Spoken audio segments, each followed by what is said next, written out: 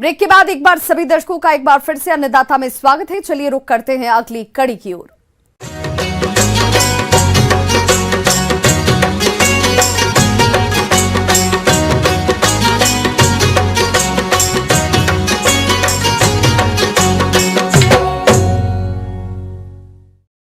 प्रदेश के बहुत से किसान फूल गोभी की खेती करके अच्छा खासा मुनाफा कमा रहे हैं।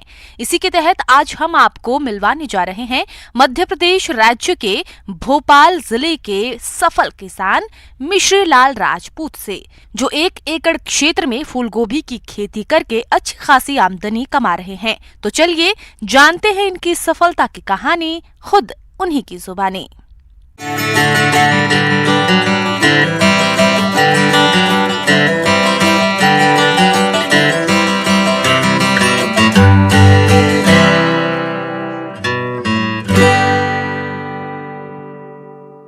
किसान भाइयों, अभी हम जो चर्चा करने जा रहे हैं वो फूल गोभी की उन्नत खेती, जो मेरे अनुभव है, जिससे मैं आपको बताना चाह रहा हूँ, जिससे आप भी ऐसा करके लाभान्वित हो सकते हैं।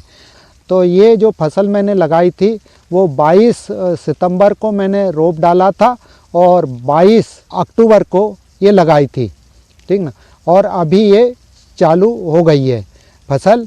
तो इसकी जो कटाई है वो 5-6 दिन से कटाई चालू है और लगभग 6-7 दिन और चलेगी।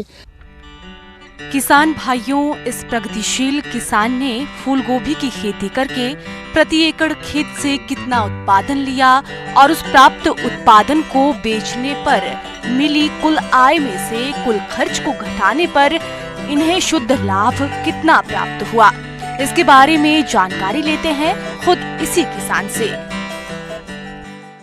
एक थैली में 20 किलो वजन आ रहा है हमारे यहाँ पे जो फसल उत्पादन हो रहा है उसमें।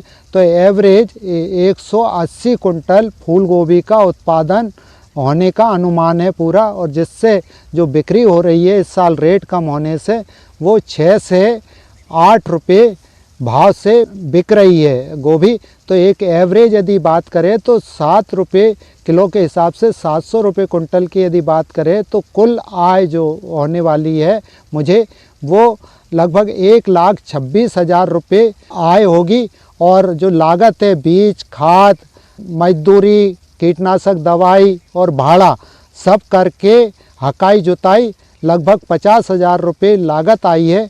तो इसको 1,26,000 में से 50,000 रुपये लागत को घटाते हैं तो 76,000 रुपये जो है मुझे शुद्ध मुनाफा होने की उम्मीद है। गोभी की जो फसल लगाई है वो लगभग 2 एकड़ में लगाई है, और अभी मैंने जो आपको बताया है वो 1 एकड़ का एक एवरेज बताया है।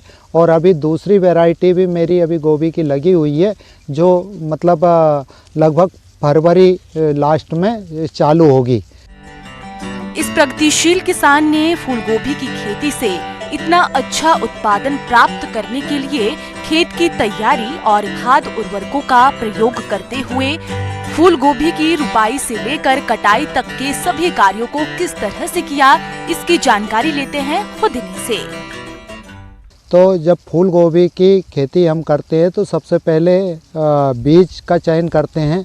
तो बीज में बहुत सारी कंपनियों की विभिन्न वैरायटी आ रही है, लेकिन अगस्त में जो बीज डलने वाली सबसे उत्तम जो किस्म मैंने पाई है वो वर्षा है।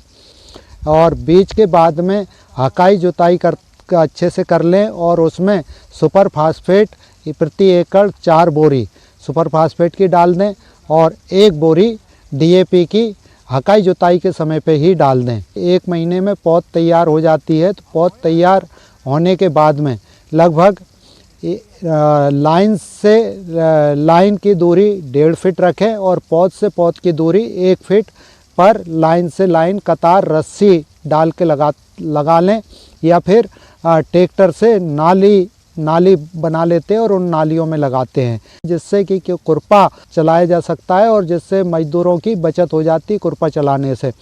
इसके बाद में यदि आपने नाली बना के लगा रहे हैं तो उसमें पौध लगाने के 8 से 10 दिन बाद में जब खरपतवार 2 पत्ती की होती है तो ऑक्सीफ्लोरोफेन 15 लीटर पानी में 10 ml प्रति पंप के हिसाब से नीचे करके हुड लगा के या नीचे बारीक नोजल से नीचे करके केवल खरपतवार पे दवाई गिरे, पौधों पे कम से कम दवाई गिरे, तो ऐसे खरपतवार का नियंत्रण बहुत अच्छे से कर लिया जाता है, जिससे कि मजदूरों की लागत बच जाती है।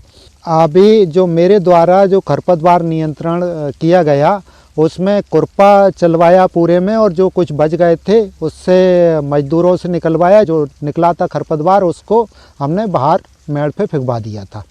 तो ये इस प्रकार से खरपतवार नियंत्रण कर लें। इसके बाद में यूरिया लगभग 1-2 बार में दें, लगभग 15 से 20 दिन में 1 एकड़ में 1.5 बोरी डालें, और फिर 15 से 20 दिन बाद में 1.5 बोरी फिर पौध रखवा के देने से और ज़्यादा अच्छा होगा। पानी की जो सिंचाई है वो मैंने स्प्रिंकलर से सिंचाई की, लगभग 15-15 दिन के अंतराल से सिंचाइयाँ की है पानी की। तो स्प्रिंकलर से सिंचाई की हुई है। तो इस तरीके से ट्यूबवेल से, बोरवेल से, मोटर से सिंचाई की है। किसान भाइयों, फूल गोभी की फसल को कुछ कीट और रोग अधिक नुकसान पहुंचाते हैं, जिसकी वजह से फूल गोभी का उत्पादन तो कम होता ही है, साथ ही साथ लागत भी बढ़ जाती है। इसीलिए इस किसान ने कीट और रोग नियंत्रण के लिए कुछ जरूरी उपायों को अपनाया है। माहू लगती है, हरी माहू लगती है और काली माहू लगती है। इसके लिए थायोमेथोक्सोजम दवा आती है, उसका स्प्रे किया है।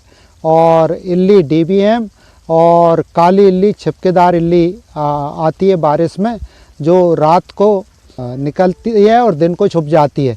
तो उसके लिए बेसिलस थ्रिंजियस का मेरे द्वारा उपयोग किया गया 25 ml प्रति पंप के हिसाब से, और सफलतापूर्वक नियंत्रण किया गया। इसमें जो पौध गलन रोग आता है और ब्लैक रॉड आता है पत्ता गोभी में, तो इसके लिए मेरे द्वारा जो नियंत्रण किया गया वो बेसिलस सेप्टिलस जो फफूंदनाशक बैक्टीरिया है उसका उपयोग किया गया, और सुडोमोनास जो बैक्टीरिया है उसका उपयोग किया। इसके अलावा रासायनिक मेरे द्वारा तो ये जैविक तरीके से किया गया।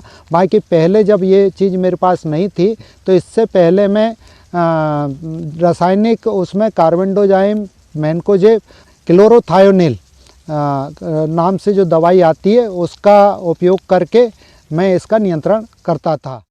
आगे और भी है खेती बाड़ी से जुड़ी हुई बहुत सी रोचक जानकारियां, पर यहां रुकेंगे एक छोटे से ब्रेक के लिए।